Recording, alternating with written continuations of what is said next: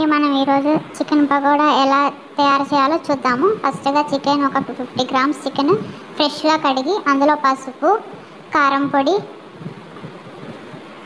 Next వచ్చేసి ధనియాల పొడి, మళ్ళీ అల్లం పేస్ట్, గరం మసాలా కొంచెం వేయాలి, శనగపిండి కొంచెం వేసాను, అదేవిధంగా కొంచెం చికెన్ మసాలా కూడా వేసాను. తర్వాత వచ్చేసి ఇది కార్న్ ఫ్లోర్ కొంచెం సాల్ట్ వేసాను. తర్వాత కొత్తిమీర వేయలేదు, నేను మెంతాకు పుదీనా వేసాను. మీ దగ్గర కొత్తిమీర ఉంటే కొత్తిమీర వేసుకోండి. నేను నిమ్మరసం వేసాను. తర్వాత వచ్చేసి అంతా బాగా మిక్స్ చేశాను అనమాట. మిక్స్ చేసి ఒక 2 to 3 అవర్స్ నానబెట్టాను అనమాట దీన్ని. ఇది ఆఫ్టర్నూన్ కలిపాను, నేను ఎగ్ కూడా వేసాను. ఆఫ్టర్నూన్ కలిపాను, నేను నైట్ చేద్దామని అనుకుంటున్నాను.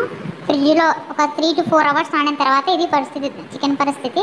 ఒకసారి మిక్స్ చేసుకొని ఆయిల్ హీట్ ఎక్కిందో లేదో చెక్ చేసుకున్నాము. చెక్ చేసుకున్న తర్వాత మనం కొంచెంగా చికెన్ పకోడాని మొత్తం కలిపిన మిశ్రమం అంతా వేసి కొంచెము ఫస్ట్ హై ఫ్లేమ్ మీద, తర్వాత మీడియం ఫ్లేమ్ మీద వేసాను. నేను ఎలాంటి ఫుడ్ కలర్ యాడ్ చేయలేదన్నమాట. మా ఇంట్లో వాళ్ళని 1 వీక్ నుంచి అడుగుతా ఉంటే చికెన్ పకోడా అని నన్నే చేయమన్నారు. తెచ్చిన మొహాన కొట్టారు చికెను, నువ్వే చేయి, నువ్వే తిను అని. అంటే నేను ఒక్కదానే తినలేదు, వాళ్ళు కూడా తిన్నారు అనమాట. ఇది టోటల్ 250 గ్రామ్స్. కలర్ ఎలా వస్తుందో అని అనుకున్నాను, పర్లేదు, ఫుడ్ కలర్ వేయకపోయినా కూడా బాగానే వచ్చింది.